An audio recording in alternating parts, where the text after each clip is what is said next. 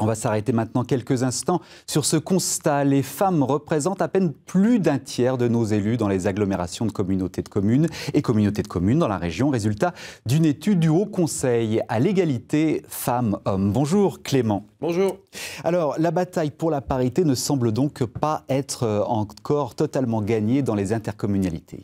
Eh oui, non pas vraiment dans la région, puisque les intercommunalités, c'est un peu les derniers bastions qui résistent à l'essor de la parité, et notre région en est un bon exemple. Pour s'en rendre compte, regardez, il suffit de se rendre sur Internet. Par exemple, ici sur le site de la communauté urbaine de Perpignan Méditerranée Métropole, vous allez le voir, 43 membres dans le bureau communautaire et seulement 5 femmes. Un autre exemple, c'est à propos des postes de président et de vice-président. À chaque fois, 15 vice-présidents, mais très peu de femmes. Regardez encore cette infographie, par exemple, encore à Perpignan, seulement une femme vice-présidente, à Béziers, Narbonne et Nîmes, elles sont 2 sur 15, et c'est un peu mieux à l'agglomération de Carcassonne, où on compte 3 femmes sur 15 postes de vice-président. Clément, comment s'explique cette disparité qui se maintient donc dans les conseils d'agglo ?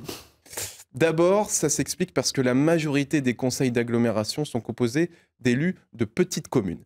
Et ces petites communes, elles ne disposent souvent que d'un seul siège au sein de l'intercommunalité.